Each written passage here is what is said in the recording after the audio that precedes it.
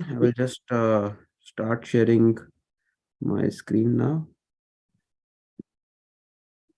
I think you all can see my screen. I'll just make this full screen. So just type yes in the chat box if you can see my screen now. This is the 60th Pain Journal Club, and we are going to have a great session today. We have a very exciting topic, transforaminal caudal regenerative procedures. Uh, Thank you, Dr. Anchal. So welcome all of you. This is the season 3 and we are conducting the 60th Pain Journal Club. And I'll just introduce as usual, and then we will quickly go on to the topics for today. So pain medicine world over has got diverse issues, variable standards, different learning requirements, different offerings. Money and time are the major constraints preventing the physicians from accessing information. And Mumbai Pain School is an initiative by Maitri Shah Spine Wellness and Pain Relief Center in Mumbai with the aim of bridging education with practice. We have been using social media like Facebook, Instagram, Twitter to promote online education. Most of our content is online and on demand. We have both free and paid contents. We conduct hands-on workshops. We are fortunate to have expert faculties from all over the world. It's said that the best teachers, they teach from the heart and not from the book. What's a journal club? It's nothing, it's just a club. The only difference is that here we are gathering to critically evaluate the recent academic literature, which is based on a defined subject. And attendee participation is extremely important. So please feel free to ask questions, give comments, suggestions, feedback, whatever you feel.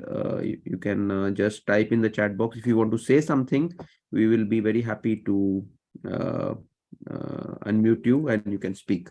So the most difficult part is being regular. So guys, for this season, we have around 6 journal clubs. So try to be regular, and I hope you'll gain a lot of stuff.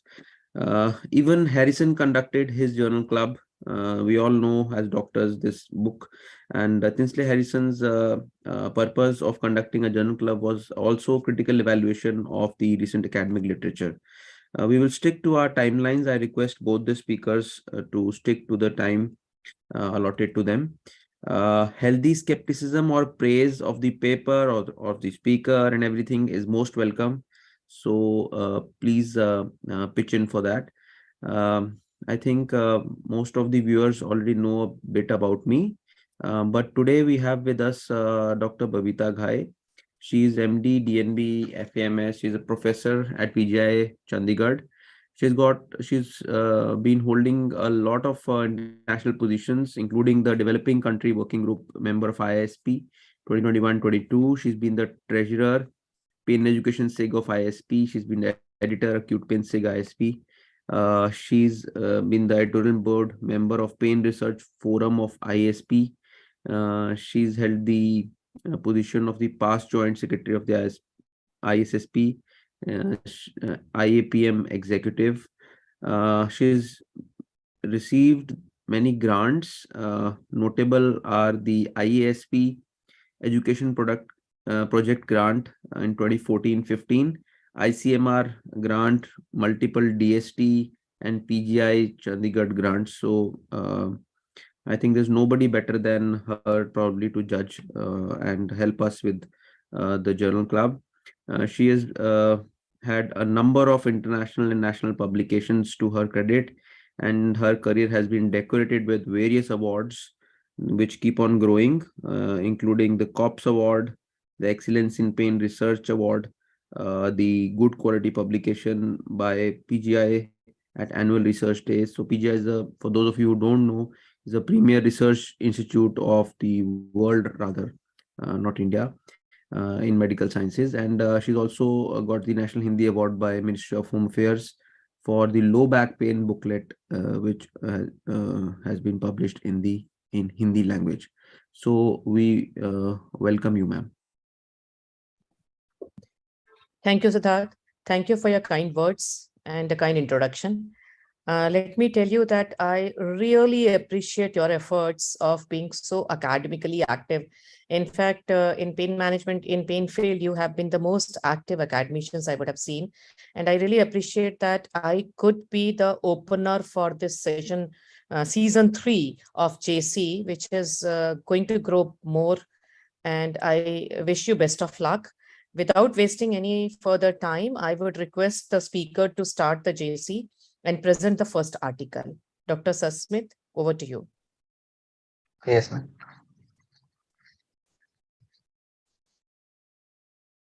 So, Dr. Sasmi, you can put up your CV slide so that I can introduce you.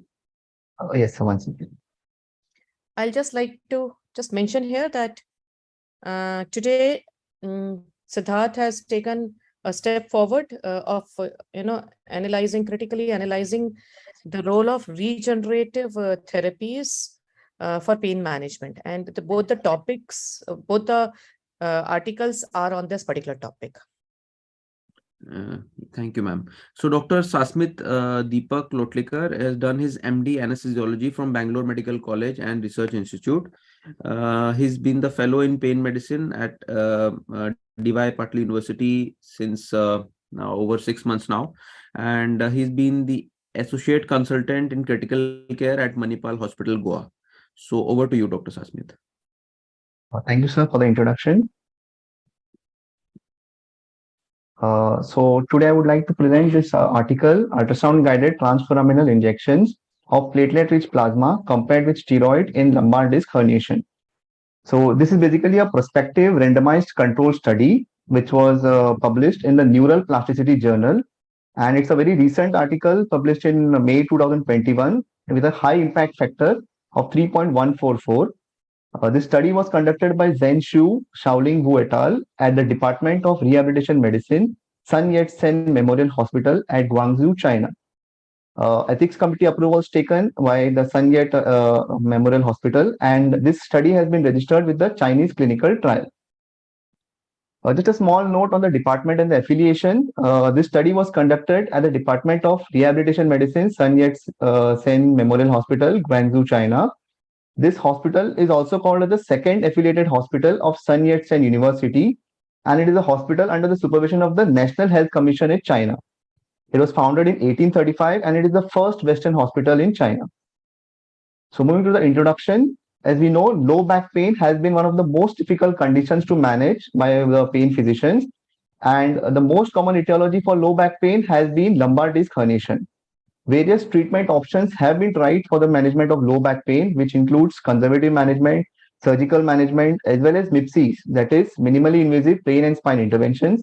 But not all patients have got relief through these treatments. Multiple studies have shown that transforaminal epidural steroid injections have proven to be very effective in the management of low back pain, mainly because of its anti-inflammatory, pain relief properties, as well as it causes functional improvement. But it has been associated with various complications. Some of it include neurotoxicity, hypercorticism, adrenal suppression, hyperglycemia, and neuronal injury. Platelet-rich plasma, or PRP as we know it, is a biological product which we obtain by centrifugation of one's own blood, that is the autologous blood, and it has shown a positive pain relief effect in many of the musculoskeletal disorders. PRP basically works because it releases high concentration of growth factors and cytokines, and this has got anti-inflammatory properties, anti-apoptotic properties, as well as it has got proliferative effects on the neurons and the fibroblasts. So the aim and objective of this study was to investigate the efficacy and the safety of ultrasound-guided PRP injections as compared with steroid injections in the treatment of lumbar disc herniation with radicular pain. Coming to the methodology, the study design, it is basically a prospective randomized controlled trial, and the randomization was done by a sealed envelope technique. Ethics committee approval was taken from the Sun Yat-sen Memorial Hospital, and this study is registered with the Chinese Clinical Trial Registry. The link has been mentioned below. The inclusion criteria for this study included all patients between 20 to 60 years of age, patients with low back pain with unilateral lower limb radicular pain of more than 3 months duration, L4, L5 or a L5S1 posterolateral lumbar disc herniation, which was diagnosed by either a MRI or a CT and was consistent with clinical signs and symptoms. A VAS score of more than 5 with signs and symptoms of nerve root irritation. Patients who had received conservative and non-morphine treatments for their low back pain. Patients who did not have any motor paralysis, muscle atrophy, or caudal equinus syndrome, and no previous spinal surgeries. The exclusion criteria included infections, any prior injection treatment in the past 3 months, spinal tumors and tuberculosis, multisegmental herniation, oral anticoagulation or drug abuse, pregnancy, severe diabetes, heart disease, liver or kidney dysfunction, and hematological disorders. Now, this is the flow chart which shows how they had proceeded with the analysis of the thing. So, as we see, around 183 patients was initially selected for the study, of which 52 patients were ineligible because they either did not meet the inclusion criteria or they declined to participate. So, they were finally left with 132 patients, which were then randomized using the sealed envelope technique and allocated into 2 groups, that is the steroid group and the platelet-rich plasma group. And finally, after the total number was around 63 for the steroid group and 61 for the platelet-rich plasma group. So the procedure of PRP preparation, 18 ml of blood sample was drawn from the anterior elbow vein. It was mixed with 2 ml of sodium citrate 3.8%. It was then centrifuged at 1600 revolutions per minute for 10 minutes at room temperature under aseptic precautions.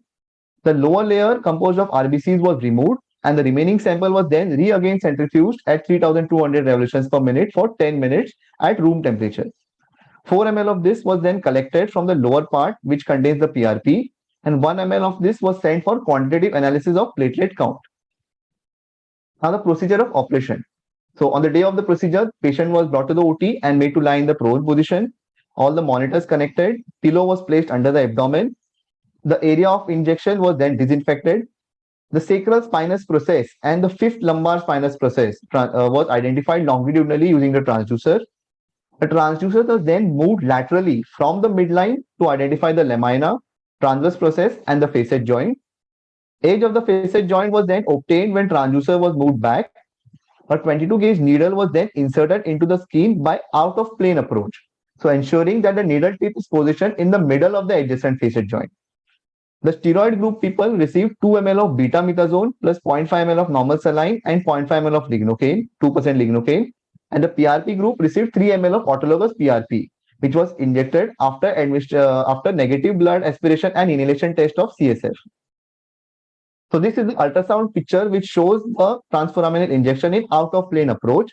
As we see here, the needle tip was positioned in between point 1, which is the L5S1 facet joint, and point 2, which is the sacral foramina.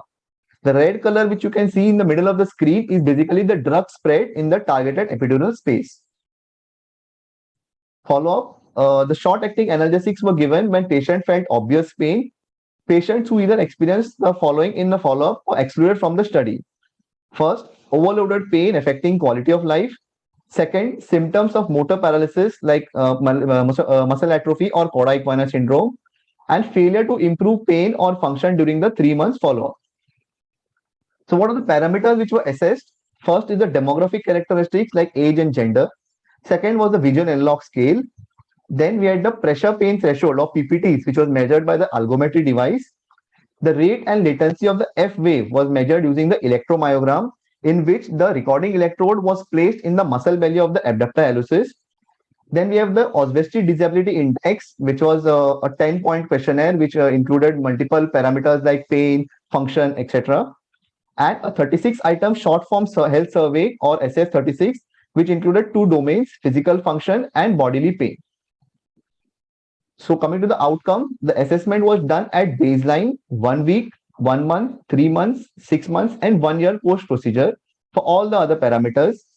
The F wave rate and latency was, however, obtained only at baseline and at 1 year post-procedure. Now, how the sample size was calculated? With a sample size of 60 patients in each group, power of the study was calculated to be 80% to detect a 0.9 significant difference in the VAS in between the 2 groups with a 2 standard deviation of change in VAS. Mean and standard deviation were based on data from previous literature and studies.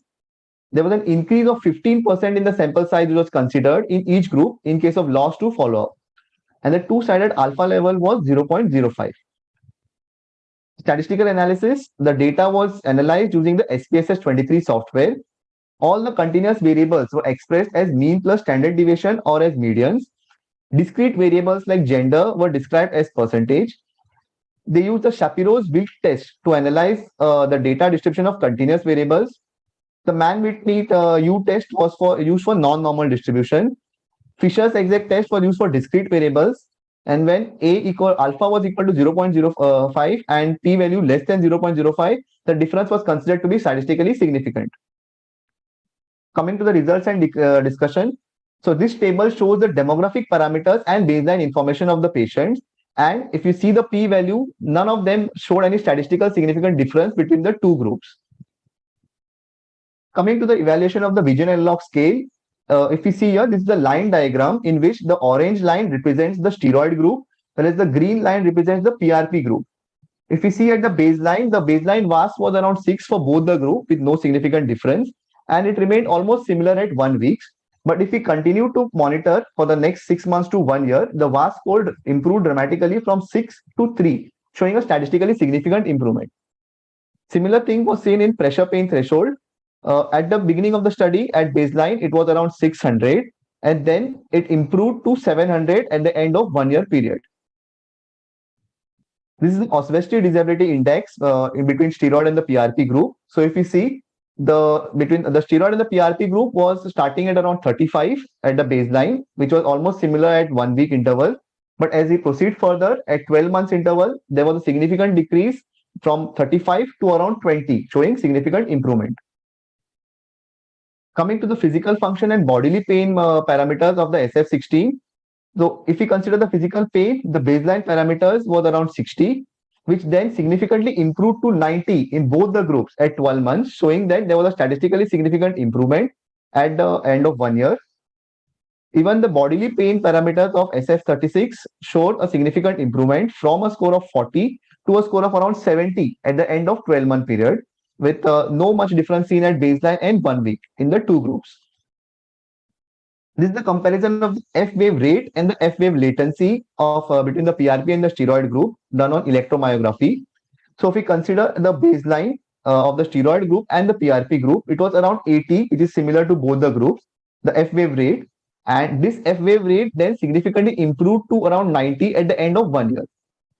Similarly, the F wave latency was around 50 at the beginning of the study at baseline, which improved to 40 at the end of 1 year, showing a statistically significant improvement. So this test was done only at baseline and at 1 year period. In between, there were no such tests done. Coming to the discussion, ultrasound-guided transforaminal injection of both PRP and steroid showed a statistically significant improvement in all aspects of pain relief, nerve repair, spinal function, as well as the quality of life. The long-term effectiveness was proved by improvements seen at 1 year follow-up. No complications or side effects were found during any of the follow-up period. Now, coming to some similar studies, Bisset et al. Had run a non-randomized controlled trial in which CT-guided PRP injection was given, which showed statistically significant pain reduction and functional improvement in the numerical rating scale and Oswestry Disability Index, which was sustained for 6 weeks with no complications. Similarly, Centeno et al. Conducted a fluoroscopy-guided epidural platelet lysate injection in patients with lumbar radicular pain, and this shows significant improvement in pain and function even at a 2-year follow-up period, with BP and the bodily pain and physical function domains improving at 1 year follow-up period. PRP is an anti-inflammatory and endogenous has got anti-inflammatory and endogenous healing property. Growth factors and because of the release of growth factors and cytokines like vascular endothelial growth factor, the transforming growth factor beta, the platelet derived growth factor, insulin derived growth factor 1, which is contained within the alpha granules of these platelets. So within 10 minutes of PRP injection, these platelets will aggregate and a clot will be formed at the target site, and 95% of the alpha granule load will be secreted within the 1 hour. These growth factors will promote proliferation, angiogenesis, and synthesis of the extracellular matrix proteins. USG-guided injections have shown similar outcomes to those by CT scan or X-ray, and they provide the advantage of being highly efficacious, being very safe. There is no radiation involved in ultrasound. We can do a dynamic scan using ultrasound, and there is very less chance of vessel or nerve injury because we are doing it under direct visualization. Also, no major complications and side effects were reported during 1-year follow-up in this study. So the disclosure, the study was supported by grants from National Natural Science Foundation of China with the following grant numbers, and the Sun Yat-sen Clinical Research Cultivating Program with the following grant numbers. However, the sponsors did not participate in the design, participant selection, analysis, and preparation of the paper. To conclude, ultrasound-guided transforaminal PRP injections will yield similar effects as transforaminal steroid injections in treating lumbar disc herniation with radicular pain and may be a safer alternative in comparison. So what are the limitations accepted? First, small sample size was taken. Secondly, lack of short-term evaluation time points like 2 weeks and 3 weeks, and cost effectiveness of PRP still remains controversial. So this is the critical appraisal form which we usually fill whenever we review any article. So it has got multiple sections. So the first section shows the basic study design and various questions which are associated with the study design. Section B is the study methodology. Based on the study methodology, there are certain questions which we need to answer. Third is whether the interventions were actually required and what was the effect of this intervention. And section D is whether these results will help us locally in our daily practice. So here will be the appraisal summary which we have to mention towards the end. So this is a very important part in analyzing any article. Coming to the critical analysis of this article, there is lack of standard operating procedure for PRP preparation for PRP therapy. The study hypothesis has not been mentioned at the beginning of the study. Also, the primary and secondary outcome is also not defined in this study. So basically, whenever we are reviewing an article, just a small, just 1 or 2 slides on how we actually go about in reviewing or analyzing an article. The most important step when we want to review some article is to select the title. So this is a very important and the first step. So first, to identify the topic of interest, you select the proper database for biomedical research. There are many databases which are available like PubMed, Scopus, Medline, Embase, Web of Science. Then we have to use mesh words. Mesh words are medical subject headings. These are used for the indexing articles from the PubMed. Then we have to see what is the idea of the research, what is the diagnosis, therapy, and prognosis, and what are the topic overview updates. Once this is done, then we have to see whether the title is related to the topic which we are looking for and whether it has the keywords which we have in mind. So if this is then done, then we next go to the abstract. So the abstract is the second most important thing which we have to read. And also we have to read the conclusion. After we read this, we have to see whether the aims and objectives have been defined clearly, whether the research hypothesis has been formulated, and whether the conclusion is precise. If all the above information is relevant, then only we go ahead and read the article. So these are a few tables which I have mentioned in which we can go through in how do we select the article, what are the different types of article like primary literature, secondary literature, and what are the statistical tests which we can use for the analysis of the article of the various. So the take-home message is that ultrasound-guided transforaminal PRP injection, when compared to epidural steroid injection, showed similar improvement in pain relief and quality of life. There was no significant difference in the vision analog scale, the PPTs, the Oswestry disability index, F-wave rate and latency, and the physical function and bodily pain domain of SF36. And USG can be used as a safer alternative as compared to transforaminal epidural steroid injections. Thank you. Thank you, Dr. Sasmit. That was a great presentation. Over to you, Dr. Babita ma'am, for the further proceedings. Thank you, Sidharth. And thank you, Dr. Sasmit, for presenting it so beautifully. Can I request the delegates to participants to switch on their videos? Are they allowed to switch on their videos? Okay.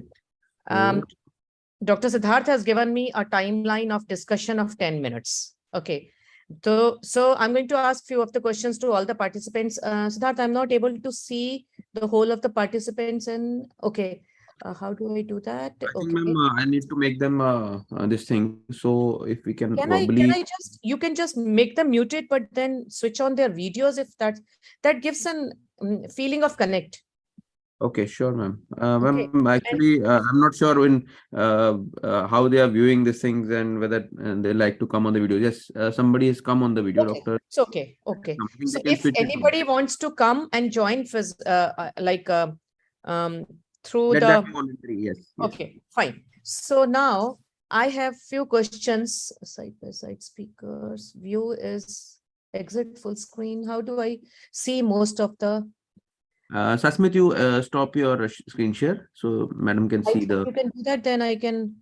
So I'm going to ask a few questions and few discussions are going to be there. Ma'am, can you see Can now? I Can you see now? I have stopped the screen share. So you gallery? can use the Yes, gallery I view. can see on the gallery. Yes. Okay. Yes.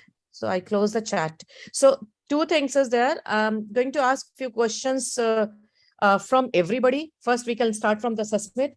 And I'm going to ask all of you, you know, just critically analysis is not just finding out flaws. Critical analysis is finding out strength as well as the limitation.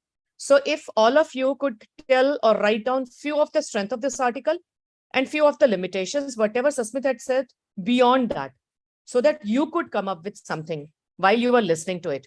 You must have all gone through the article as well. Okay. So Dr. Sasmit, do you see some of the strength of this particular article? Can you narrate Yes, few of the strength? yes, ma'am. Actually, they have actually done it in a very methodical way. Sample size collection also is very good. The power of the study was around 80, and they have taken standard deviation also of 2 from the mean. So that also is giving a good this thing. Secondly, they have analyzed all the variables in a very nice way using various statistical tests. And only thing is, they have not formulated the hypothesis in the beginning of the study. Neither have Just they a did. minute. Okay, so any other strength which you can think of? So I have noted down that they have done the methodology well, and they have, according to you, the sample size is very well calculated, and the assessment is well done, right? Yes, So ma'am. okay, I'll start. If we go, first of all, you said the selection of the journal. This is from the neural Yes. plasticity. So I had never heard of this journal. I had to go Mhm. and check the authenticity of the journal. I myself had done that. It has a Web of Science 3.144 factor, which is good.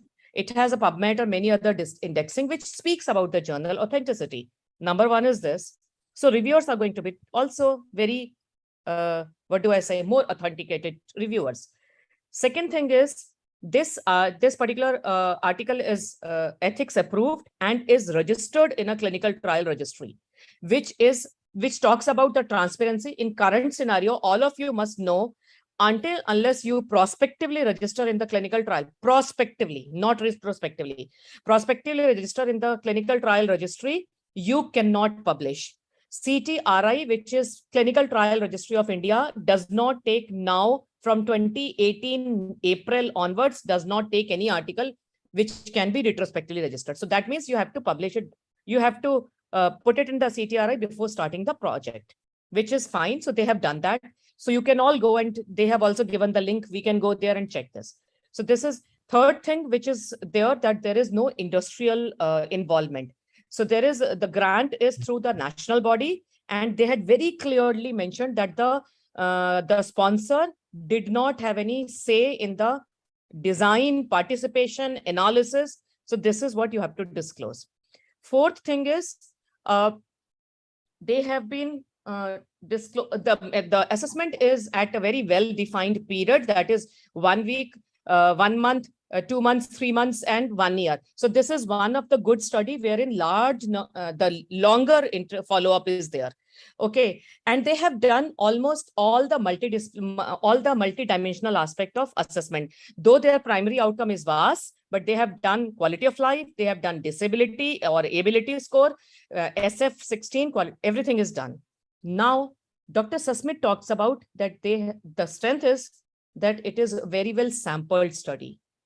No, let's talk about few things. In their aim, they have said that aim is efficacy and safety. This is what you said? Yes, sir. Yes, Sample ma'am. is not, where have they powered the study to safety? They have not analyzed. In their conclusion also, they are saying 2 times they have concluded and saying it may be a safer or it has a safer option. No, this study is not powered to check for the safety. For assessing the safety, they might need 1,000 number of patient. Number one is this. So what you mentioned in AIMS is extremely important. AIM is just to check not even the efficacy. You guys can read about difference between efficacy and effectiveness. It is just to check the effectiveness. Sample size is not done well. Dr. Sasmit, you have erroneously mentioned 0.9%. It is not 0.9%. It is the difference of 0.9 with 2 ST, which they have taken from the previous study. Those 2 previous studies, if you go back, they have studied the effect of interlaminar epidural steroid, not the same modality, not the same technique. They have also, the second article is intradiscal injection. 17 and 18 references are interlaminar and intradiscal. So how can, once you check the sample size, there are 2 ways of checking the sample size. You pick up from the similar type of technique and similar type of population. If you don't have, then you do your pilot study and inference from your pilot study. And I'm not going to get in detail what are the points or what are the what do I say, points of sample size, like clinical significance should be how much, the significant difference should be how much, the alpha, the beta, and I'm sorry, I'm not going to go in detail about sample size calculation because Sidharth stopped me there that we are going to take too much time. So I just has got hassled and I haven't. Now talk about sample size is not well done because they have not taken from the same. Another thing is, in your opinion, is it 0.9 difference of VAS sufficient enough or clinically good? Somebody at 6 goes to a 5.1. Is it sufficient enough to tell you that sample is adequate or clinically significant? 0.9 difference is clinical significant for you? No, I'm sorry. So what they have done, that authors usually try to fit some number which can justify small number. This is definitely a very small number study. This is definitely not well powered at all. This particular RCT cannot be considered as level 1 evidence because it does have a lot of its own limitations and flaws.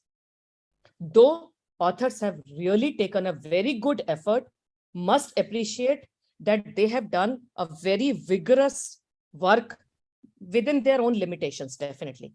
So this is how you read about the study, critically analyze. So do we have any, welcome all, do we have any PRPs, pro-inflammatory or inflammatory? Please raise your hand.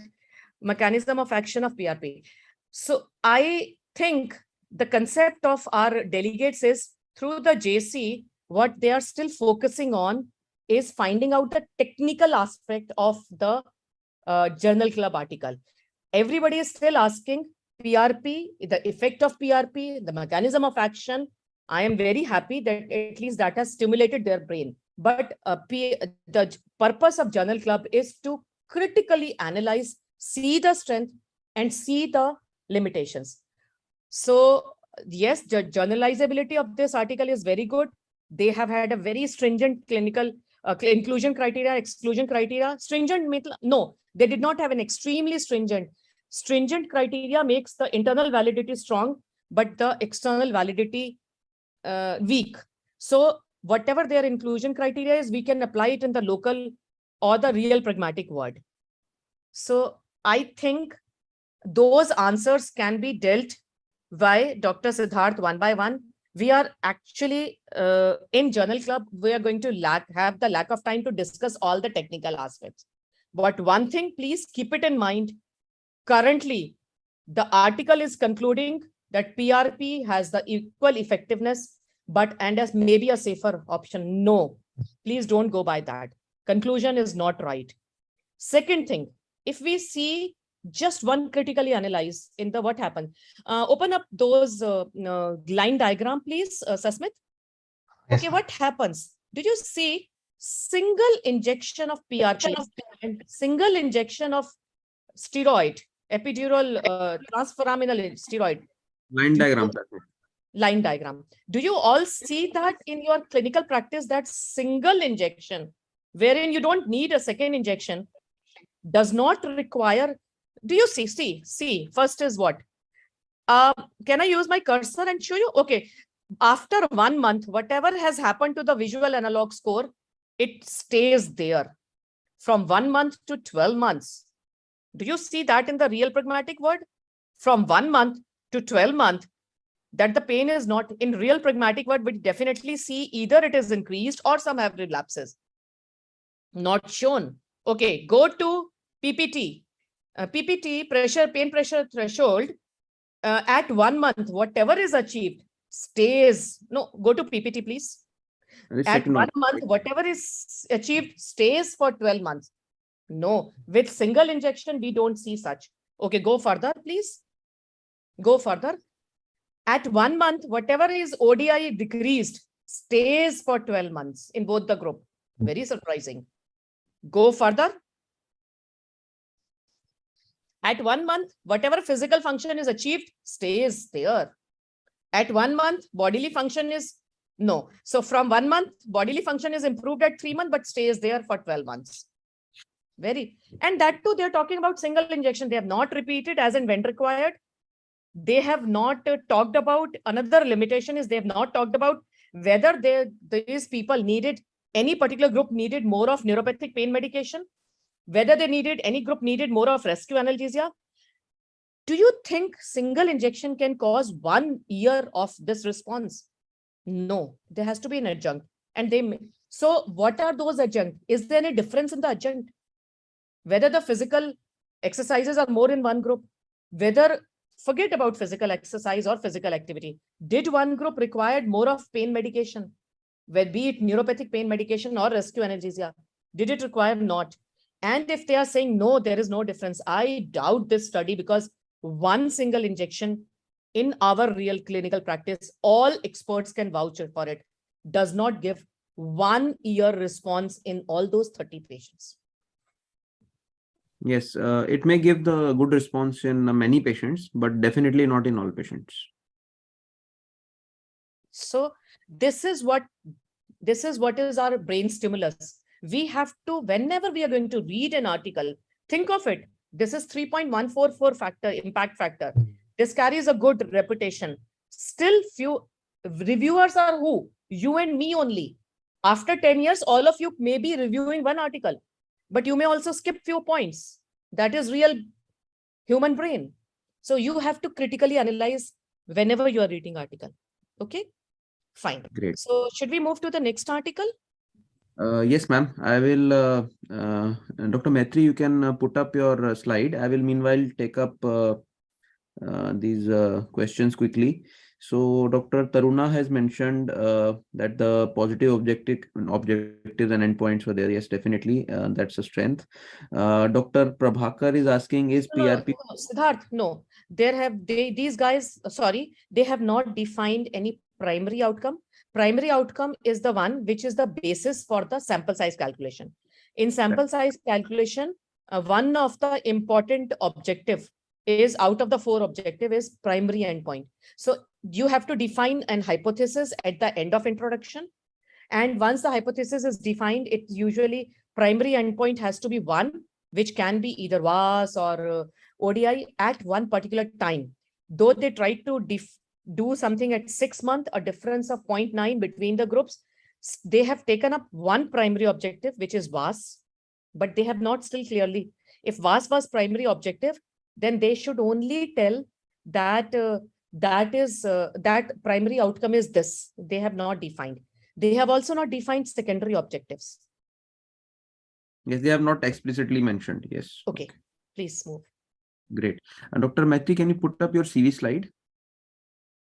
Yes. So Dr. Maitri Shah has done her DA. She's done her fellowship in pain medicine, and she's currently working as a spine and pain physician at ACME Hospital in Mumbai. So over to you, Dr. Maitri. I think before you start your presentation, or maybe let me club the questions in the end. So guys, please keep on putting the questions. I'll take up all the clinical questions. I understand that you want to bridge the clinical gap and all that. And you also will be eager to know these answers. So don't worry, I'll take all the questions, but in the end, okay?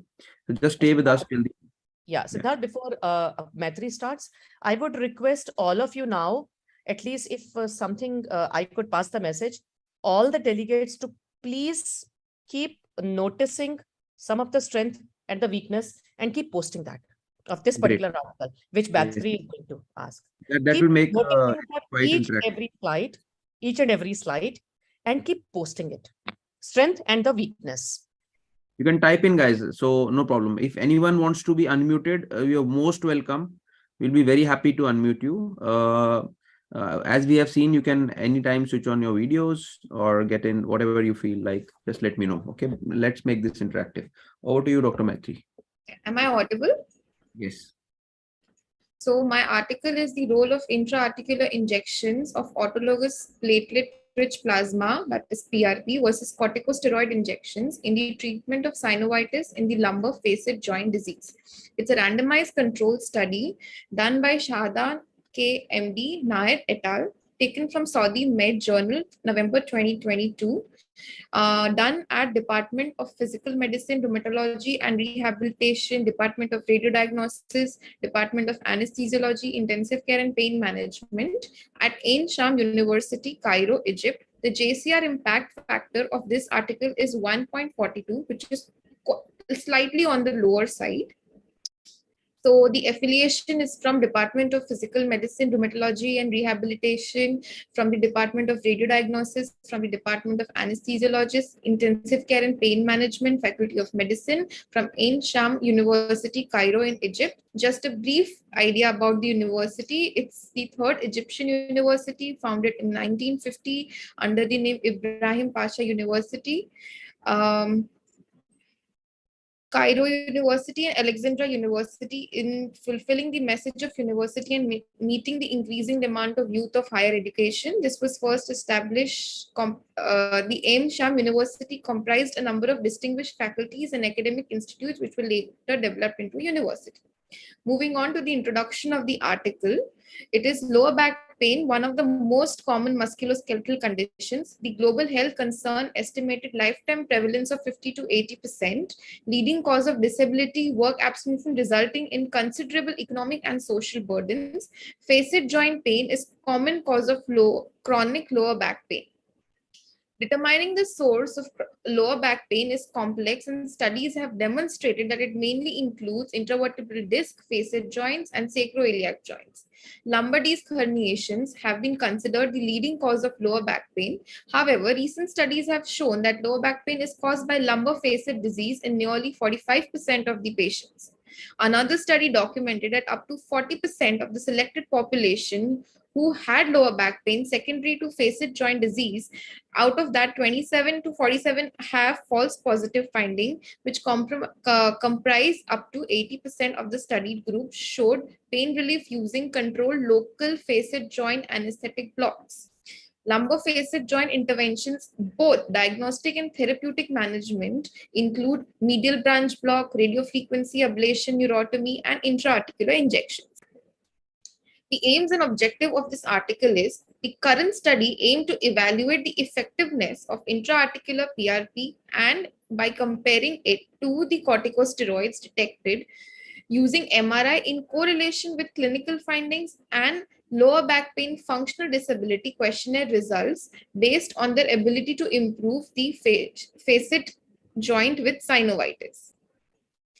Further on, the intra-articular steroid injections have shown various adverse effects, including steroid-induced hyperglycemia, hypertension, gastrointestinal problems, exacerbation of heart failure, vertigo, urticaria. Therefore, identifying novel injectable drugs that are safe and efficacious for the treatment of lumbar facet joint disease seems meaningful. The study compared findings before the intervention to those at follow-up of 3 months after the intervention. Going on, methods. The study design is a prospective randomized comparative single-blinded study. Patients number was 30 patients with lumbar facet joint pain were taken. Duration. The study was carried out from September 2019 to January 2021 at El Edma Hospital, Cairo, Egypt. Randomization was assigned to the intra-articular injection, in which group 1 with 15 participants to be injected with autologous PRP and group 2 with 15 participants to be injected with corticosteroid, that is a mixture of 0.5 lidocaine and 5 mg per ml beclomethasone. The level of determination using clinical signs and MRI detected facet joint synovitis. Assessment before and after the intervention according to number of tender facet joints, maximum active lumbar extension range of motion, lower back pain visual analog score, lower back pain functional disability questionnaires, and MRI lumbar facet joint detected synovitis and their grading. So after obtaining approval for the ethics committee of the Department of Physical Medicine, Rehabilitation and Rheumatology and Faculty of Medicine in Sham University, a prospective randomized comparative single-blinded study was carried out on 30 patients complaining of lower back pain, chronic lower back pain, and suspected to have lumbar facet disease, who visited the outpatient clinic of the Ain Sham University Hospital. The current study included 30 patients based on similar study who found to be who found that the objective success rate with over 50% pain relief at 3 months after the treatment was 80% in the first group and second. The level of significance was p-value of less than 0.5%. Inclusion criteria of this study is patients age from 20 to 40 years. Second, continuous or intermittent gradual progressive back pain suggestive of facet joint involvement of more than 3 months with pain score equal or more than 4. Local paraspinal tendon pain and tenderness with or without radiation to buttock, groin, and thigh. Increased pain on extension, rotation, and external lateral bending. MRI detected synovitis of the facet joint as defined and graded by Sativoric and Fenton. No significant improvement via conservative management. The exclusion criteria of this study is patient with acute low back trauma, fractures, malignancy, inflammatory disease, radicular neurologic complaints, X-ray findings of chronic facet disease indicated by marked joint space narrowing, subchondral sclerosis or bone deformities, spondylitis, evident disc herniation on MRI, prior spinal surgery, prior intervention treatment on lumbar facet joints, known hypersensitivity to local anesthesia, corticosteroid, contrast medium or blood derivatives, local or systemic infection or spinal infection, uncorrectable coagulopathy, diabetes mellitus, and pregnant women. So, with finding of subsequent interpreted by a single blinded consultant radiologist to determine the presence of facet joint synovitis and categorize them into following. A 1.5 Tesla MRI device was used and the grades are as follows. Grade 0, no abnormality. Grade 1, signal abnormality confined to the joint capsule. Grade 2, periarticular signal abnormality involving less than 50% of the joint perimeter. Grade 3, periarticular signal abnormality involving more than 50% of the joint perimeter. Grade 4, similar to grade 3 with extension of signal abnormality into the intervertebral foramen, ligamentum flavum, pedicle, transverse process, or the vertebral body. Further on, the preparation of the autologous PRP under sterile conditions, approximately 20 ml of peripheral venous blood was collected with addition of sodium citrate to the test tube. PRP prepared based on standard two-step centrifugation method used on desk centrifugation device, Centrifugation Scientific C2 series. The lumbar facet joint injection under fluoroscopic guidance and guidance of an experienced pain consultant. Standard aseptic preparations applied on the skin, after which local anesthetic with of 0.5% lidocaine was administered, followed by insertion of 21 gauge spinal needle into the facet joint space under fluoroscopic guidance. Targeted joint was injected with group 1 with 0.5 ml of autologous PRP, and for the group 2, 0.5 to 1 ml of mixture of 0.5 lidocaine and 5 milligram per ml of bechamethasone. Methods continuing. Follow-up after 3 months after the injection. None of the patients received anti-inflammatory treatment during the follow-up period. Clinical evaluation for facet joint tenderness and maximum active lumbar extension range of motion measuring were performed. Lower back pain was at rest. RMQ is Ronald Morris questionnaire and ODI is Oversity Disability Index that were calculated. MRI for facet joint synovitis detection and grading of injected joints. Results and discussions.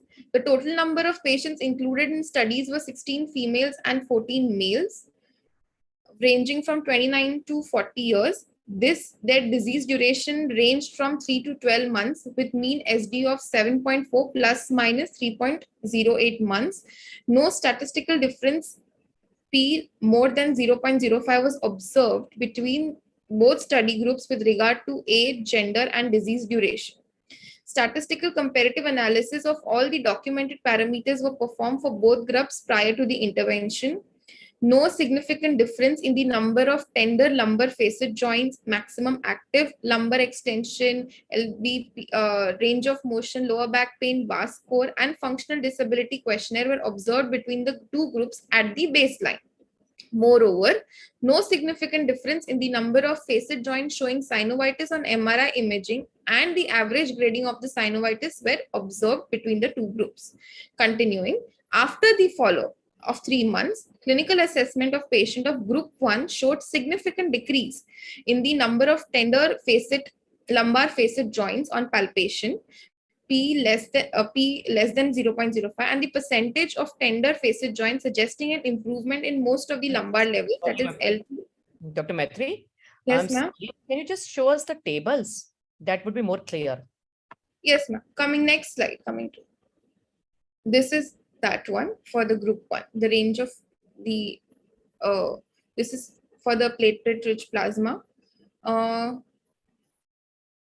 and the reason for improvement in the facet joints because by injecting PRP, the suggesting theory would be the post-injection MRI results for the MRI facet joint in group 1 showed a significant decrease in the joint exhibiting signs of synovitis and the decrease in synovitis grading at all lumbar levels. This could be explained by tissue healing and repair abilities of the PRPs. Fact that PRP is a natural source of signaling molecules that aid in the resolution of inflammation. Activation of platelets in PRP release multiple growth factors and cytokinins that are involved in tissue regeneration and repair, among which platelet-derived growth factor and vascular endothelial growth factor and transforming growth factors are involved in promoting tissue repair and regeneration. Wait, Picha, wait. Yes. Go back. And this is the table 1. You need to just go back to the table. Okay, that is a table wherein you have one group, that is platelet-rich plasma group, which has shown various parameters like range of motion, VAS, Ronald-Morris, ODI, before and after. Okay. Yes. So this is what does it show? It shows everywhere a significance value. So what is it showing? That range of movement is improved from 23 to 26. Range of VAS score is reduced from a mean of 8 to 5.7. Yes. Ronald-Morris is decreased. That means disability is decreased and ability is improved from 19 to 14. And ODI is reduced from 58 to 47. All these have shown a significant value. But if you start seeing the actual number, we'll talk about it. Okay. Move to the please next slide. Yeah. Similarly, findings of group 2 after 3 months of intervention. I'll just go to the table. Yeah, table. Exactly. Yeah. Same results. Dikao. Result. So the range, everything has significant value changes, like the range of motion has improved after 3 months from 21 to 25. The VAS has reduced from 8 on an average to 5.73.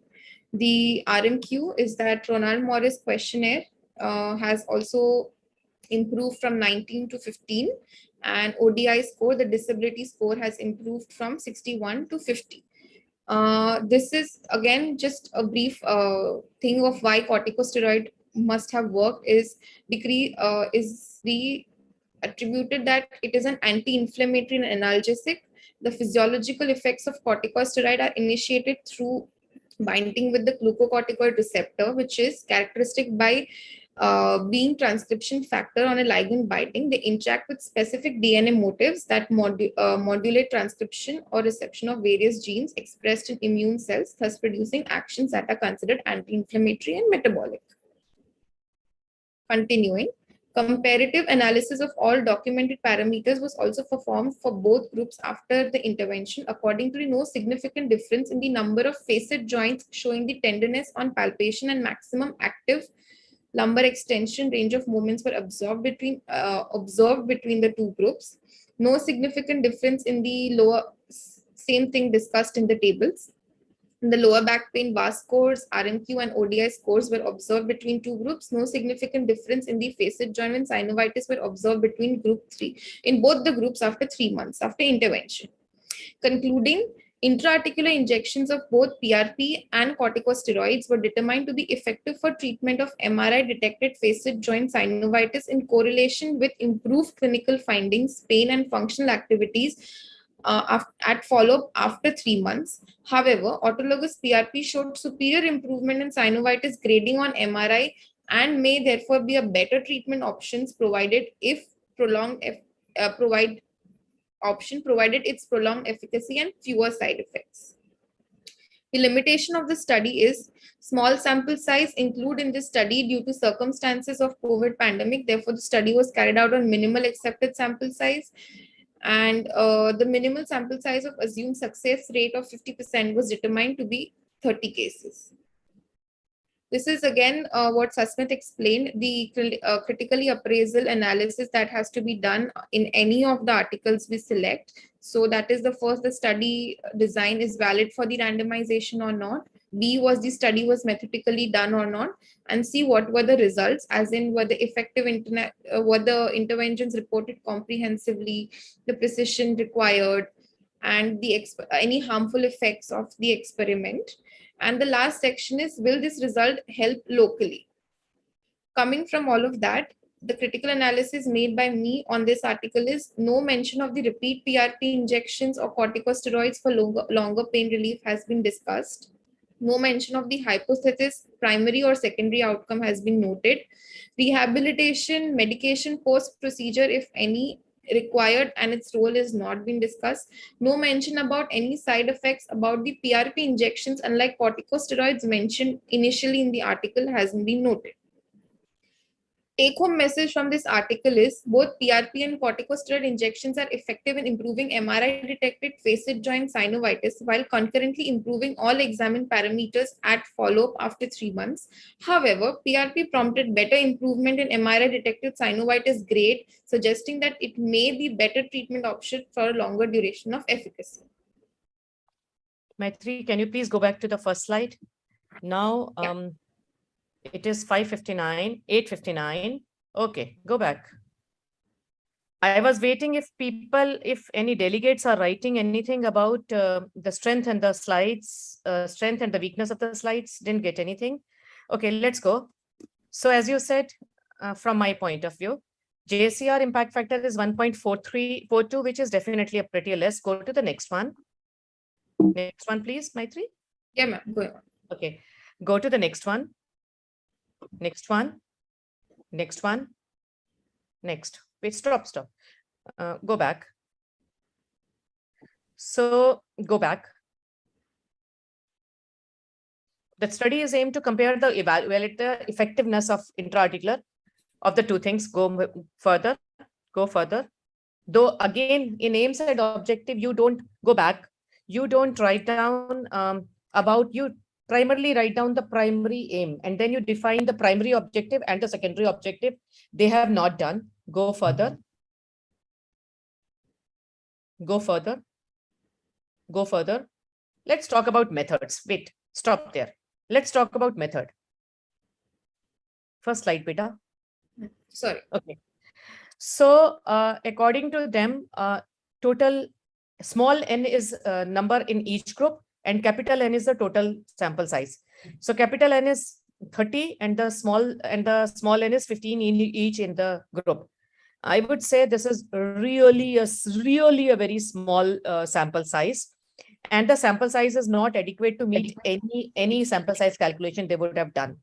Also, one thing to tell you guys is that whenever you write down a research article, usually the group 1 and group 2 is not a norm nowadays. We are out of this. You usually write down group PRP or group CS. That is always a better way to present. Otherwise, the reader will keep on juggling, okay, what was group 1? And then we'll keep on going back. What was group 1? So this is only to tell you about this slide. Go further, please.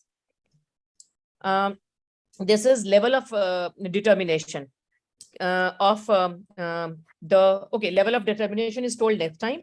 Okay, Maitri, they have assessed before and after number of tender joints, maximal active intervention. So they've done beautifully. One strength is they had tried to enroll the patients who have had only the facet joint pain. Okay, they're restricted to that. So that's the only the facet joint pain they have tried to include. Okay, go further. And they have also tried to have the MRI for detecting the facet joint pain, which is facet joint synovitis and their grading. Can you tell me the reliability and validity of MRI to detect the facet joint synovitis? Moreover, some amount of facet joint disease is seen on MRI, but in my understanding, question is very direct, Bacha. Ma'am, facet joint is more of a clinical examination over MRI per se.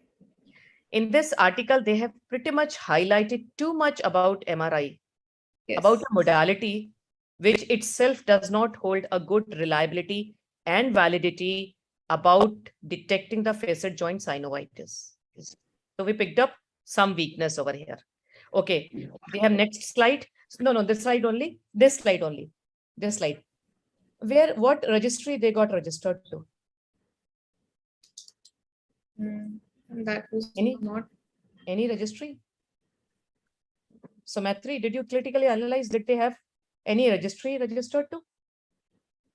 No, they have not. I'm very surprised. How could they publish in November issue of Saudi Medical Journal? Okay, yeah. Forget about that. What is their sample size calculation based on? Did anybody understand? Now over here, I will definitely like to discuss some of the components of sample size. What have they talked about the sample size? A similar study done by View et al. The objective success rate with over 50%. This is known as, actually they have just confused you, effective pain relief. Effective pain relief is designated as by many of us as equal to or more than 50% pain relief. So they are talking about the effective pain relief at rest at 3 months after treatment would be 80% in first group, which is PRP. See, they are putting that in the bracket, and 15% in second group. This is the View et al. Said this? Have you checked this, Maitri? That 15% View et al. Article. It was mentioned in the article. Did you cross-check that View et al. Has done this? First of all. Second thing is, if it is wrong, your whole study, the base of sample size calculation is wrong, whole of the study goes wasted. You know why? Nothing, no inference can be drawn from that. Think of it, what they are talking about. They are talking about, as such, they had demeaned one of the modality. They are saying with corticosteroid injection of facet joint, the success rate of EPR, success rate means the effective pain relief, more than 50% pain relief will be seen only in 15% of patients. You know why they have done this?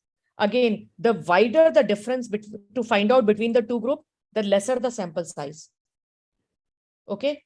So in one group, they are saying with CS, the effective pain relief will be seen in only 15%. And with PRP, facet joint injection, the effective pain relief will be seen in 80% of patients. 15% in one group, 80% in another group. Incidence of effective pain relief. Everything goes wrong from here. Okay. And that is why they have come up with the 30 patients. Okay. So sample size calculation is absolutely wrong. Move next, please. Inclusion criteria. Inclusion criteria. They have tried to do good point that they included in a clinical aspect, but they have also mentioned the MRI as one of the inclusion criteria. If you don't find those signs in the MRI, you will not include. Okay, move next. Move next. Move next. This is synovitis. Wait. Okay, stop. Follow up. Maitri, tell me what is the problem in this, in their methodology over here in the follow up. Only mention of direct follow-up after 3 months. Usually we evaluate patients the day after, 4 weeks, 8 weeks, 12 weeks. And that's how we know, because improvement is like a curve, not like direct. Exactly. One, it is a very short-term follow-up. Second, forget about, even if it is a short-term follow-up of 3 months, it is not done meticulously. Exactly like this. A day after, many of us may not be doing it day after, maybe a week or 4 weeks, 8 weeks, and 3 months. We don't do only one follow-up. Forget about the patient for 3 months and don't do any only follow-up. No. So that's the major drawback. Okay, Maitri. Now tell me, what is RMOQ and what is ODI? RMOQ is Ronald Morris Disability Questionnaire, and ODI is Odiverty Disability Index. So in this, there is... Sorry, say it. So the questionnaire has questions which are graded. No, forget about. I'm not asking detail. Both these questionnaires detect what?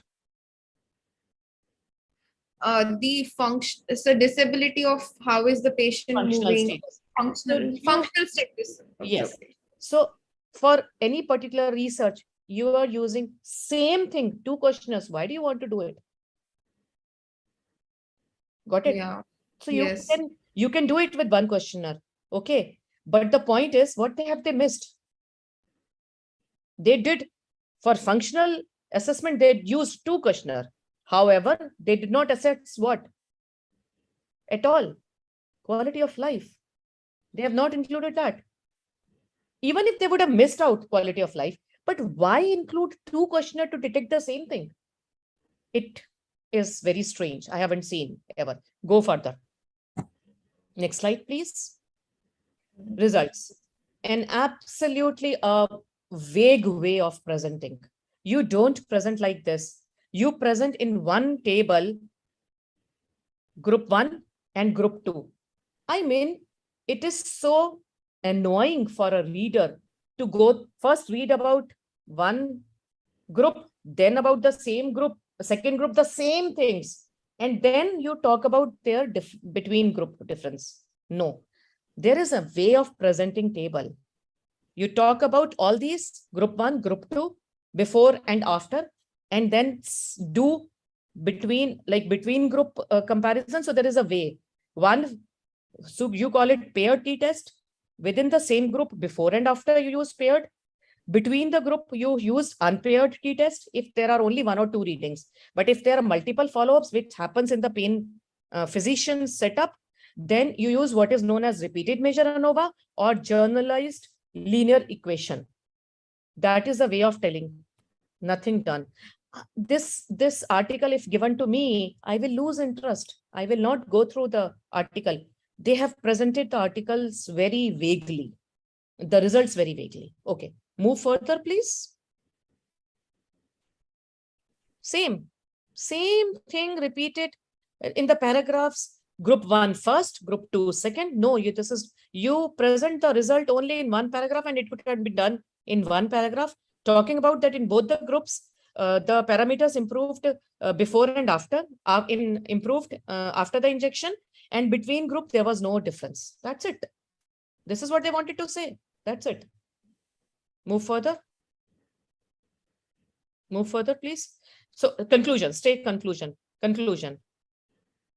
Now they are concluding that intra-articular injection of both were determined to be effective.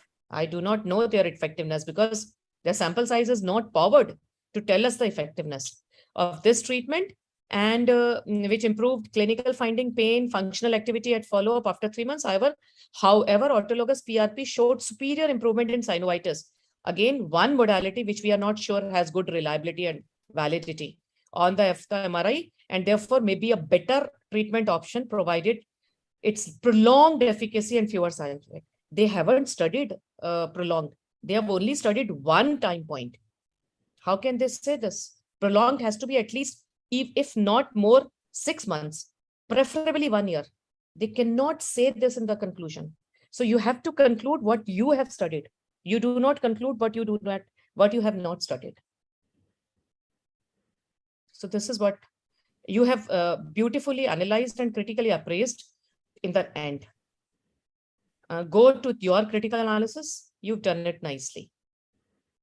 Both of you have done it nicely. So there is no mention of repeat PRP. This should have been also talked about by Sasmit. No mention of hypothesis, primary and secondary outcome. Okay. If they had one last thing, if they had, whenever you people are going to write down any manuscript, hypothesis is based on primary outcome. Sample size is based on primary objective thought process, and the results after demographic are to be presented to be definitely the primary outcome is presented as first. Okay, so what have they? Their calculation was based on the difference in the incidence of effective pain relief between the two groups. However, nowhere in the result have they talked about the percentage of patients having effective pain relief after the injection. Nowhere they have talked about. Okay, so anyone else is? I think this is a very important way, and how we interpret the papers. It's extremely important. The real judges are not the reviewers. The real judges who is the people who have to use this information clinically. And if you fail to spot the differences or spot these all small nitty-gritties, then probably you will have a very different opinion. You may think, oh, there is level 1 evidence, while there is none. So many times you may be surprised. This is the reason, like, for example, in this paper, they have relied on the MRI's findings. If I were to write ever a paper on facet joint, I will not even include MRI as one of the this thing. Somebody has asked the question, what diagnostic tool can be used apart from MRI? MRI is not a diagnostic tool for facet joint pain. Please understand this. And the only diagnostic tool is clinical suspicion followed by a positive diagnostic procedure. Okay. Some of us are doing it directly. It is not yet recommended, but if you are doing it, still at least clinical suspicion should be there. Pain on turning sides, extension rotation pain. This is at least these two should be strongly positive. And also negative other things, like if the patient is also having radicular pain, so then treat that first. Don't go on the facet only. So I think this is extremely important on how we read and understand and then apply that thing. Because if you apply the wrong thing, okay, you will lose one patient, but that one patient will lose hope in all the doctors. So because this is a very very important thing to understand. So whenever there is a failure of facet joint procedure, this is to be taken very seriously, because this is a denervation permanent damage procedure. Okay, this one is a PRP procedure. It is not a damaging procedure. But then most of the procedures which we are doing, they are kind of denerving procedures for the facet, this thing. So I think, ma'am, if you allow, I can just take this further now. I'm sorry I had to cut things short, although it was extremely interesting. But there are two reasons. One, I myself have to finish this and go. And the second thing is we want to club this into a very short format. And unfortunately, most of the people are interested in clinical applications. It's a paki pakai khichdi, which we want to eat. And, we don't want to just take the rice and then clean it and then, wash it, then soak it, then drain the water or whatever. Okay, so we don't want to do all that. So I think you will excuse me for just restricting your time. No, thank you. And I must say, Sidharth, I wish each and everyone who is attending there is able to publish once. And the best way to do is, frankly speaking, all of you must know that journals give you some time. like Lancet gives you only 1 week, BMJ gives you only 1 week, but many journal gives you nearly 2 to 3 months to write a letter to editor on a published article. So if you start even doing this, read about an article, latest article, trying to find out few of the weaknesses or strength and write a letter to the editor, that will be your first step to write the manuscript to the publication. So please do that. So many people think doing this is a, you know, academic activity. It's not a clinical. You are wrong. I started these journal clubs just because out of keen interest, I wanted to understand that why our science is not progressing in spite of so much of positive papers. So I needed to understand and why my results are different than many times what are published. So the reproducibility of the paper is you can say it is a real success of the conducting author. If I have done it in India and somebody does it in US, or if somebody has done it in US and I replicate the results in India, that is itself a good validation of you know, the quality of the paper. And if I get the same findings, so many times we reject it. Maybe soon I will share a very good article in the Wire which details on all these aspects. But today, let us answer all these clinical questions for which, I mean, some of you have been waiting, and then let's end the discussion for today. So people have asked, is PRP pro-inflammatory or anti-inflammatory? So guys, it has both the effects. And when you mean pro-inflammatory, we want to stimulate the body to come there, the cells to come there and act and do the dhamal. I mean, do the chemical reactions, secrete and cytokines to attract more and more cells so that repair can happen. And when we want anti-inflammatories, means that we want to push down on the inflammatory mediators. And both effect can be seen: pro-inflammatory when you inject it in a tendon, and then anti-inflammatory when you inject in a joint. So it's both effects are seen. The mechanism is exactly not known, but I'll also take few of the questions. So you're yes, saying, sure, yeah, chat box is next is, so we will take one by one. This is mechanism of what? Sorry, let me. action of Mechanism of action PRP in low back pain with in radiculopathy. radiculopathy. I hope, and first of all, I would like to rectify Dr. Prabhakar that radiculopathy is when you have motor or sensory pathy. Most of the time we get what is known as radicular pain. So you probably are asking about mechanism of action of PRP in LBP. It is what both Sasmit and both Maitri had explained in detail about various growth factors, pro and anti-inflammatory, both the things. So by this time, you might have been more learned. PRP is helpful in degenerative changes in knee joint, intervertebral disc prolapse. PRP in knee joint is well studied. It has shown, again, variable results. That will also depend on the type of PRP being used, the methodology being used, the way it is being done. It has shown both positive as well as non-positive. I would not say at least negative effect, but in my clinical practice, we conducted a very stringent RCT wherein we did not see any major difference between PRP and CS. This article is already published probably in Pain Practice very recently. But again, choosing the patient. If you choose early in the KL grade, PRP might be more effective, because in that case, in early of the disease, PRP growth factors might work.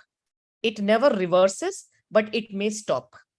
Okay, about intervertebral disc prolapse, the similar results. You can take one. Dr. Dheeraj has asked a question. Diagnostic block is done before proceeding for PRP and CS. So ideally, it should always be done. And I think that answers the question. That's what Sidharth thinks. Yes, even in my opinion, that if we are going for PRP or any regenerative diagnostic block, especially in facet joint, because facet joint diagnosis is what? It's based on clinical only. So if you make what is known as precision diagnosis, if you have to make a precision diagnosis, then you have to give a diagnostic block. Now the question comes whether you should do a pure diagnostic block without any adjunct, that is without adding steroid. Most of us do a diagnostic block with the addition of steroid, which becomes a therapeutic in itself, might become a therapeutic in itself. So a diagnostic block defined by Shirdil Nath, who is the master in facet joint, is that he used to define it only with lignocaine, not even with bupivacaine, to diagnostic block at least 4 weeks apart, which would have given more than 50% pain relief of at least 6 hours. But we don't follow that. That is Dr. Shirdil Nath only. This is not expert opinion of many of us, but even the literature talks about whether should we do a diagnostic block, shouldn't we do a diagnostic block, because it adds on to the cost to the patient, a visit to the patient. So what we do in clinical practice, whenever we try to give any diagnostic block, we do add steroid to it. Agreed, Sidharth? Yeah, agreed. In fact, I will tell you a very surprising thing. I have omitted the diagnostic block in many cases in my practice, and I straight away do the RF, and I'll publish the data, and you'll be surprised. It till date in my, I think I'm doing now the same practice last 7 years. Only one patient I have failed. Rest everybody is having. I agree, because we recently published, when we talked about this PRP injection in knee, and which we have published in pain practice, similar thing, we strengthened our statement that we did not go for any diagnostic block when we randomize these two patients for genicular nerve block. So sorry, for intra-articular corticosteroid and intra-articular PRP, we did not give any diagnostic block. Similarly, for we are publishing, next thing is that genicular nerve PRF. So in those also we have not given any diagnostic block, and there is lot of literature which says whether we should, because our clinical diagnosis is 99% sufficient enough to go for precision diagnosis. Yes, I was also encouraged in this practice I went to Bilbao a few years back, and there I think one of the speakers, I think Dr. Hayek, he was presenting a paper on the same thing, and he explained how we switched from 2 blocks to 1 block, and now we are going to 0. Yes. Because in US it's a compulsion, because if they don't get a positive block, they won't get the insurance approval. Absolutely. But fortunately, as of now, you get an approval, or maybe in some patients are all self-paying. So in our setup, 2 procedures for the patient becomes a very great difficulty, rather than because getting the OT and all that is a hassle there. In US, most practices don't have OT days and all that. They just have you see the patient, and then in 10 minutes they do the procedure. So it's not a very different setup than probably what many of us are having here. So I think many of the things in US are insurance driven. If they do not have this diagnostic block, then they will not get insurance. So it is a lot of evidence also gets influenced by that. So those disclosures also need to be seen. At least some changes will happen, because naturally you are now, instead of targeting patients relief, you are targeting getting that insurance approval. So it becomes quite, different altogether. And we have seen the same when we are ourselves wanting to get the insurance approval. So it's quite different. So I think all these factors play a role in a study. A good study is that on which you have discussed with as much people as possible before publishing, so that they can point out all the mistakes. Unfortunately, that is not happening, because most of the studies which are published are driven by the need rather than the passion. I would just rectify here, discuss to as much as people before publishing. No, discuss to as much as people before conducting the study, because your methodology needs to be very strong to publish it. I agree. But right now, as we are seeing, we've seen the participant drop from like maybe around 30 to 19. So this actually, it becomes quite boring at times, and so it's nonetheless, no offense meant to those who left. Dr. Taruna has made a very nice comment. In US, mostly insurance driven, as well as getting imaging is necessary prior to spine intervention due to this. So I think she means litigation prone. This thing, I think that's good. And one more thing, please don't misinterpret my comment. If MRI shows a big fluid line in the facet, it is, of course, it is valid. But the only thing is, patient may not have pain. I mean, if I do and take a 60-year-old and do their MRI, they will show all kind of random findings, but that doesn't mean I need to do the procedure for them. Reliability and validity. If we talk about sensitivity and specificity, specificity is extremely low. Even the sensitivity is also extremely low. So MRI, obviously, if you have a synovial fluid, big synovial fluid, it does reflect towards facet joint synovitis. But as Dr. Sidharth said, patient may not have pain. So what is the reliability and validity of MRI for facet joint diagnosis? What they did, they just tried to make this publication more fancy. They wanted to add some glamorous value. So that is why they had added MRI, though they have done many of the things clinically only. Yes, yes, I agree. Great. So thank you all for the participation. First of all, thank you, Dr. Sasmit and Dr. Maitri. So there has been a slight variation from what we had published. So we have taken up this facet paper in this week, and probably the one of the caudal paper will be presented by, I think, Dr. Maitri only in the next week. I think this was by mistake, but it's okay. I mean, we got both the papers, and with this we can, for those of you who are thinking about that, and thank you, Dr. Sasmit and Dr. Maitri, for the excellent presentations and your hard work.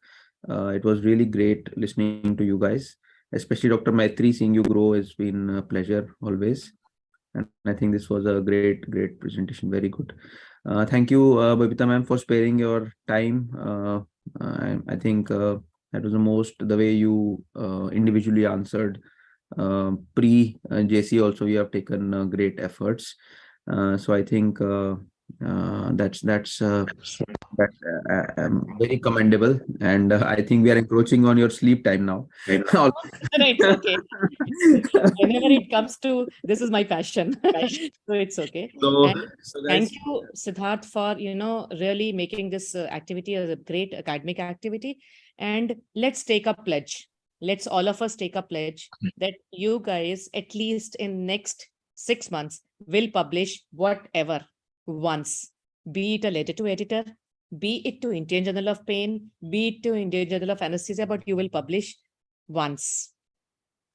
So I think this will be a good point to start, because once you publish, then you understand. They say that to learn, it's a famous saying that if you see, you understand a little, but then if you teach, you understand even more. But if you do, you understand even more. So I'm forgetting the exact words, but by doing it yourself, you will probably understand the most. So this is the season 3 for Mumbai Pain Schools Pain Journal Club. Actually, I'm over passionate, so I was conducting this every week. But I found that the people who were presenting, they were getting tired, fatigued. So I then switched on into seasons, and I hope this has been a plus, because now we are able to focus on one topic every season. This season we are focusing on regenerative procedures for spine pain, which is I'm sure it's going to be a very great upcoming modality for treatment, because only the drug is changing, rest all the procedures we are doing. So that small change can make a lot of difference. Only a lot of research is required to standardize, and whatever hard work which you do today will benefit your future pain physicians. So this time we had a new time, and we grouped with 2 faculties, 2 papers. And of course, we had papers in advanced. So guys, just join our mailing list. Those of you who are, I've put up the links in the chat box. Join our WhatsApp group. Suggestions, comments are welcome. Just write into me. I personally review all these comments at mumbaiPainSchool@gmail.com. And let's see you all next Friday at 8 p.m. And of course, please join us for our hands-on MIPSI workshop in March. So we'll be conducting it on 4th and 5th. This is the 5th workshop which we'll be conducting. So with these words, thank you all. Any parting words, ma'am, or Sasmit? And thank you, Dr. Sasmit and Maitri. I mean, despite your busy schedule, busy clinical schedule, you could spare time, and very, very nice presentations. And definitely with each presentations, you will improve more and more. Very nice effort being taken. Thank you so much, ma'am. Actually, it gave us a motivation to like do everything in a proper methodical way. Means like rather than doing things haphazardly, I think we can look into the articles in a more methodical way, and I think we can. It will actually give us a boost to Can I, publish more and more articles. Actually, can I just do a very, just show you, maybe I will mail it. Can I share my screen? Yeah, ma'am, you're allowed to share your screen. You're the Am host. I allowed to share? Yes, Just yes. one Sure. thing, how do So I guys, do those of you who that? want to drop, you can drop, but those of you who are interested, please This is look on. I just think one some or two real good slides things which are I going to want come. to. How Yeah, do yeah, I sure. do Sure, that? ma'am. Share what? Share is open system preferences. It is not sharing my screen. Ma'am, if you allow, I would like, I'll use this public opportunity only to invite you sometime to deliver short thing on Okay, because I how. was just about to show how to read a study, skim the article. This I could skim the article, ignore the introduction, but barring the last paragraph, read the method. This is where I have read the results, go back to read the Ma'am, can you methods. try once? I think some of the audience wants to listen to you. How do I share? Do I Ma'am, there's a send? big green button. Just press that. Okay. Now you will see your screen. It will be basic, advanced, and file. Select on the basic, and then you will select the screen and click on share. Let me. You are technically so fast that you wait. I have my lacuna there. Okay, first I have sent you also. First of all, right now, I've sent Okay, you. you have mailed I'm me. faster in that. Yeah. And what did you say? You also tell me. What did you say? So Share. click on the big green button. Share. Yes. Yes. Then I'm setting some basic advanced files. Acha, files. No. Where do I No, go? no. Go on basic. Basic. What do I do now? Click on the screen. You'll see Screen. on the left, there will be a big window. Click on the screen button. If you can, screen is not desktop one. It is Okay, not okay. showing. You're on a Mac. You're on Mac. I'm on the Mac. Forget Okay, about it. so click I desktop. just sent. Yes, yes. Then Forget click about the it. desktop. Click the desktop, ma'am. No problem. Okay. Click the desktop. Click the desktop. Yes. Okay. Click the desktop. And I then clicked click it. on share. Click on share. Now again click on share. There No, will be it says allow Zoom to share your screen. yes. So it says cancel or optimum system preferences. So, Not cancel. You can go for the next one. so system preferences ke baad allow Zoom, Zoom us. Can you just show to okay, open system preferences, Zoom.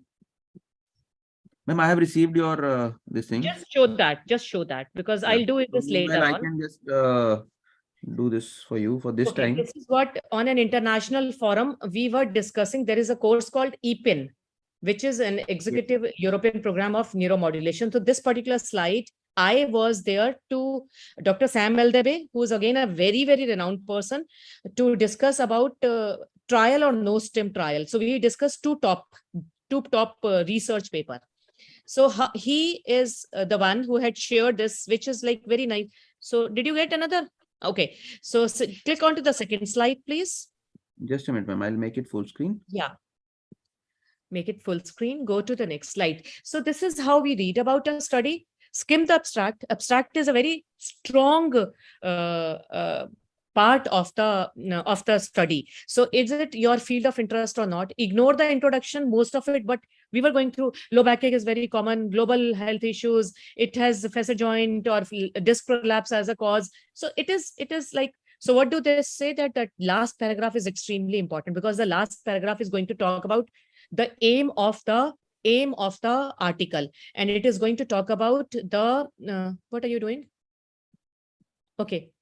Okay, finally the last paragraph talks about the hypothesis of that aim and hypothesis of the article. So that's extremely important. Then you read the methods, then you go to the results, then you go back again to the methods again. So read what was measured should reflect in the result. If it is measured and not shown in the result, that means inadequately represented. Who funded the study? What was their motivation? Was it an industry sponsored? Was it a PRP maker? No. What was their role in the study? Even if it is industry sponsored, they just have given you funding, or have they had any say in the design, conduct, or participation of the study?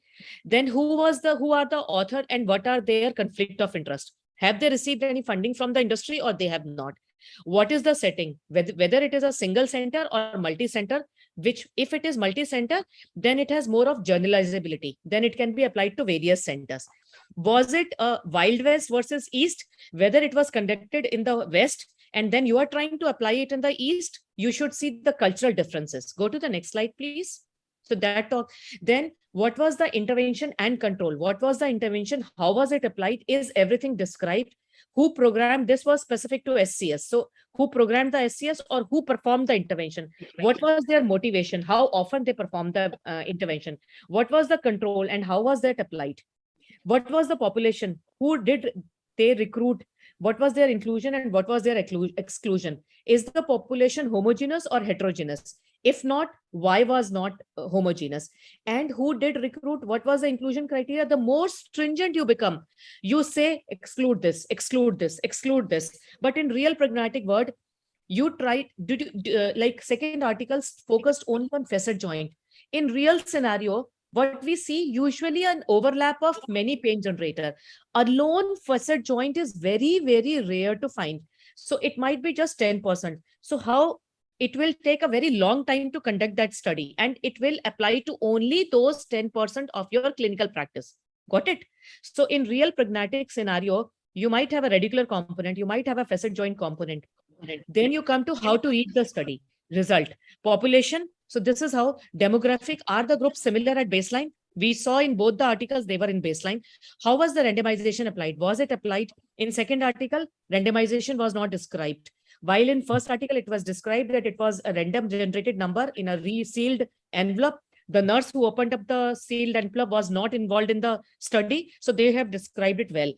Who knew about the allocation? So nurse who was not participating in the study knew about the allocation, no one else. So no, but the study participants were not aware of it. Neither the investigator nor the participants. Anything that could upset the fine balance of randomization, this is extremely important. And how were the patient handled and how many were lost? That is the consort diagram, which Sasmit had shown in the beginning. However, in the second journal, they have not published the consort diagram. In fact, in first journal, there are many strengths. First article, they have given a link to go to the consort diagram. If you read that, it is given in the last. What were the outcomes? What were the outcomes? What was the primary outcome? And the power based on primary? This is what I've been talking right from the beginning. When was it set? At what particular time? So we are talking about the sample size components. How was it measured? Whether VAS or quality of life, who measured it? An unblinded person or a blinded person? Was there a biasing or not? Who was blinded? Who was doing it? So this is where how you read about the study. Go to the next one. I don't think I have anything. So this is how you study the results, how you study the method, and then you study the discussion and see the relevant points. So I think it will be a good idea if we can make a short form of what you have mentioned, and maybe we can include it in the future journal clubs by the presenters only. In the critical analysis, when we analyze, we can maybe quickly at a glance just make a checkpoints to all these things that will probably for our readers or for our listeners also, it will be very easy. So, and maybe we can make a short form of this and circulate, and then maybe can create our own tool. We talk about CAPS. Why should we talk about critical analysis appraisal skill? Why can't we create our own? In fact, if you read about CAPS and the PDF, it is too much. It talks. No. We have to have one pager wherein we quickly do tick, tick, tick, tick, tick, which is important to us. And then we can say, yes, okay, this is, please understand that what we are trying to do is we are going to extract the stuff from the literature and use it in our practice. And the usability will be only defined by the reliability of the paper, how well it is done.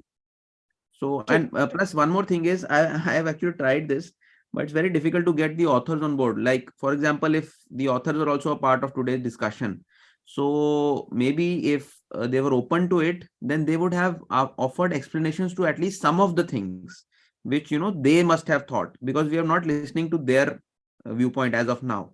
So we are just thinking that, okay, this, but maybe they got some problem. Like, for example, they wanted to exclude the MRI thing, but then as somebody has mentioned that it may be a legal issue. And so So these things are also very important. So I mean, Sir, maybe let's try. tell your both presenters, Maitri and Sasmit, to make a letter to editor for the November issue of Saudi Medical Journal, because this is just published. Maitri, is it November 2022 or 2021? 22. 22. Oh, 22. make a letter to editor. Try to pinpoint. You read few of the letter to editor. I can also help you out. Make a letter to editor. Tell them that these are our concerns. Have you done this? Have you? What is the, so make a letter to Reply. Have you ever, and Babita madam must have read it, ma'am, I have read a lot of threads of letter to editors, like somebody raises a question and then people reply. This absolutely happens in good journals like this British Journal and It is Lancet. not called thread. See, what did I start? I said critically analyzing means talking about first the strength. Whenever you get as a review, you get into the reviewing board of any journal, they give you instructions that you should appreciate the first thing is to appreciate the author's effort. They have done Hard so work. much. Okay, so it is not considered as a threat. So writing the letter No, as I mean thread, THREAD, like means reply to the conversation. Like I write Thread. something, then Thread. Yes. It is always a thread. So you send a letter to editor, you will ask few questions that these are not described. Something like Maitri can write down that in this article we did not find, in a very sophisticated way, that we did not find a without offending trial and without registry number. pinpointing and all that. That first line is, we appreciate the author's effort of conducting a very difficult task, or whatever way you want to write down. And then you ask, in this article, we did not find any registry trial number. So we do understand that authors might have definitely registered somewhere, because in current scenario, we cannot publish. That's not So accepted only. Yeah. It's not accepted. So can the authors provide the registration number for the same? Number one. Second thing is, like when we were going through the article, the sample size calculation is based on the effective pain relief incidence. However, the authors have not mentioned anywhere in the result this as a primary outcome. So can your authors provide us the result of this primary outcome? फिर उनके answer आने शुरू हो जाएंगे, फिर then they will either defend, or if they have not. So this is how they will accept also. If there is sometime they do some thing which they are oversight, intentional or unintentional, they can accept also. Okay, this was not done. Then what? अभी क्या कर लोगे? क्या उखाड़ लोगे? है ना? So don't worry about that. The editor also takes it in a positive way, because pointing these things means we are pointing about the reviewing process as well. But that is how the healthy discussion goes on. That's is how we become a better peer review is all about. Yes. Why not? So Maitri and Sasmit, both of you sit together, make a letter to editor in just 1 week time, and I can review it and help you out in that. Yes. Sure, I'll be also happy to help. Whatever you require, tell me know. Let me know. Definitely. Great. Definitely. So I think we end the discussion here with a lot of take-home messages. I'm not going to summarize them, and thank you all for your valuable time. It was great having you here. Some reviews who stayed, who lasted till this time. 1 or 2, if you can unmute them. 1 or 2 comment. There is something. 2 new Dr. messages. Namrata is there. She will easily come on camera, and she will like to speak also. I'll 1 or 2 words. Unmute her. Even if I've done something, or these 2 presenters have done so beautiful job. That was an amazing session today, ma'am. Something so much to learn, especially for private practitioners like us somewhere in Tier 2 cities. And it was a very quality time which we spent here. And I really appreciate all the pains taken by even the speakers and by you, ma'am. You just went out of your way to tell us about few basic things. Thank you. So it was a wonderful session, and we would love to hear from you again and again. Thank you. I'll be there. Our colleagues will be. Sure. So thank you, guys. I think we end the session for today. Take care. Good night. Bye-bye, and keep learning. Good Bye-bye. night. Bye. Good Good night.